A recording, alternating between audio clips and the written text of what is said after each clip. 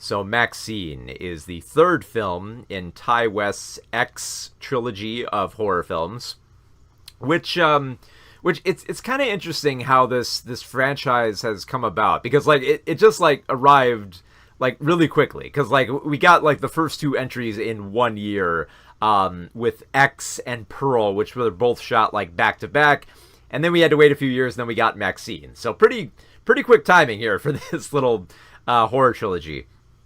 Now, what's most interesting, I think, about these films is that each one feels very different from the last. It feels like a type of horror film set in different decades. So, like when we got the first film, X, it was set in the 1970s, and it followed a group of pornographers who were trying to film pornography at a farm.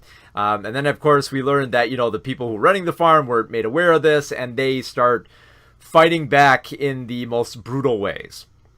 And then after that, we got Pearl, which was a prequel meant to take place in the early 1900s, and it did have very much that feel of a little bit of like kind of like melodrama of like the old Hollywood era, while still having a lot of like gruesome horror elements that kind of like that were kind of like thrown in as almost kind of like modern dashes, because there's a lot of like familiar filmmaking aspects of that old type era, especially with like the ending credits, which kind of like hold on the character.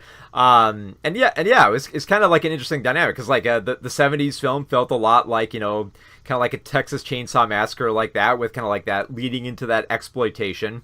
And then you got Pearl, which kind of leaned more into like kind of like the old Hollywood type of staging and tropes, and especially with Mia Goth's acting as the original Pearl before she became the older version in X, and then of course the spiritual successor to her with like Maxine Minx.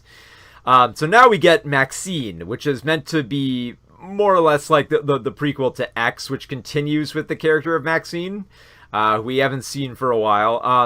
But for being set in the 1980s, here's like the biggest problem, and like here's like the the strength and weakness of MaXXXine is that it's very much in the style of the other films, where it embodies the era. So it's set in the 1980s. So what types of 1980s films were there? There were lots of like thrillers. There's street revenge.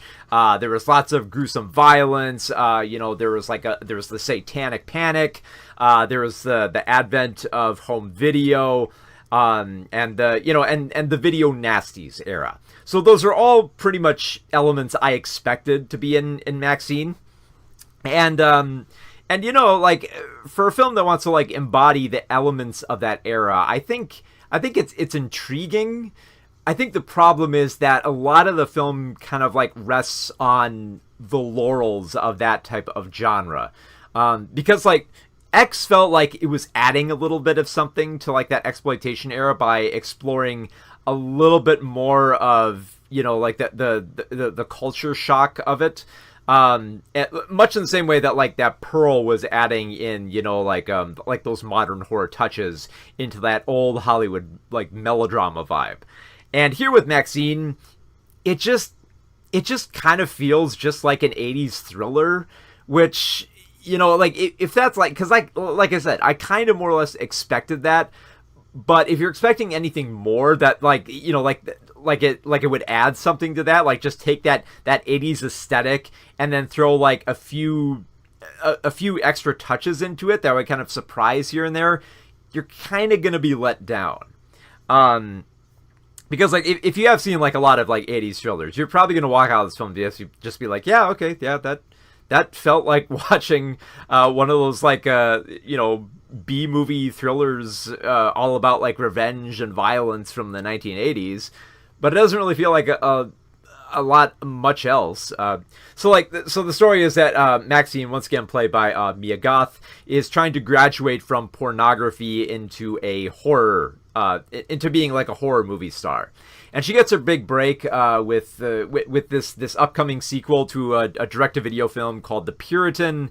It apparently became really successful, so they decided to make a sequel called The Puritan 2, in which MaXXXine, as just, ends up landing a big role in it. So she's like, okay, this is my big break. I get to, yes, I finally get to be like an actor. I get to make my dreams come true. I get to do what Pearl could never do, and I get to ascend further past, where I last was in the film X. So yeah, there's stuff there's a lot to root for with MaXXXine. The problem is, I think that MaXXXine has become so hardened by this point. There doesn't really, like I said, it feels like an 80s thriller. So at this point, MaXXXine is very, like, stoic. So like when she goes off to, like, when she walks the streets at night, she carries a gun. And of course, if someone tries to track her down and mug her or try to, like, rape her or fight her, she just whips out the gun and just tortures them in the most brutal way, which I have to admit, those scenes are actually pretty cool. Like, it is pretty cool. When someone tries to corner her, she whips out her gun, forces him onto the ground and makes him put the barrel of her gun in his mouth. And then she gets to stomp on his balls. That's in very bloody and graphic detail. The problem is, though, I wish there was more of that. I wish there was, like, it leaned further into that instead of just going at, like, this steady pace of trying to make it more of, like, a revenge thriller than a horror film. Because you can see those aspects of horror seeping through here and there. Like, there's this, the whole premise is that there's a serial killer on the loose and that he's targeting people who, MaXXXine is familiar with or that she is working with. And MaXXXine starts to get worried about, well, who could be doing this? And of course, it plays into, much like with X, it plays into the hysteria of the era with the satanic panics and the people protesting it and, people espousing moral decency. So, you get all that within that film, within this film. The other problem, I think, with MaXXXine is that I think that, like I said, like, it's leaning very much into that 80s aesthetic. And one of the things I think it leans the most into is playing up the camp of the era. So, like, you have, like, a few big names here within, like, the cast list here. So, like, you have Giancarlo Esposito playing Teddy Knight Esquire, who is MaXXXine's agent, who is doing his best to help her get roles here.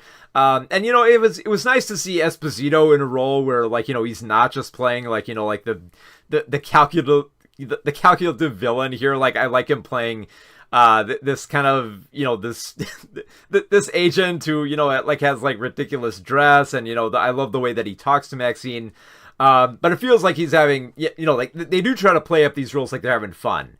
And it was fun to see Esposito play up this role, but there are several moments you're just kind of like, okay, like, I get it. Like, they're trying to make lemonade from lemons here, but a little of that goes a long way. And I think that's especially true with the addition of Kevin Bacon as John Labatt, this private investigator who is tracking down MaXXXine and basically stalking her at the request of some mysterious third party who, of course, is behind all these murders.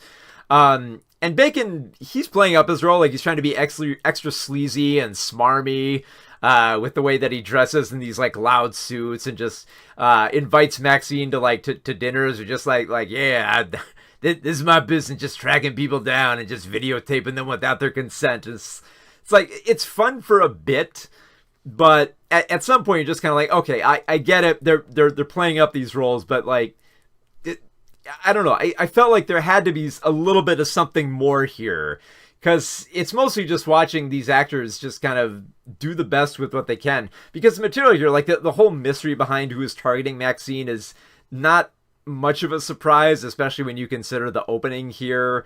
Like, for whatever it might be worth, as a little bit of a spoiler here, it ends up being a religious cult with someone that MaXXXine knows personally. So yeah, it does play a lot into the satanic panic there.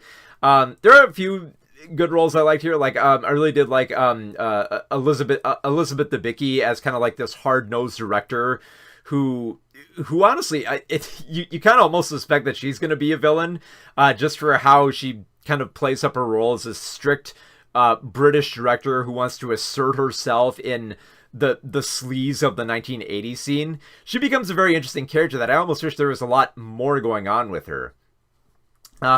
Because, like, there's a pretty stacked cast here, and it does feel like a lot of them are just kind of just it feels like they're each given like their own roles where they get to eat the scenery, and they don't really like combine as much or kind of like cavort with these roles, which is kind of a letdown, because I almost would like to see what would happen like if they do clash a lot more. Like I would love to see a lot more exchanges between like Giancarlo Esposito and Kevin Bacon.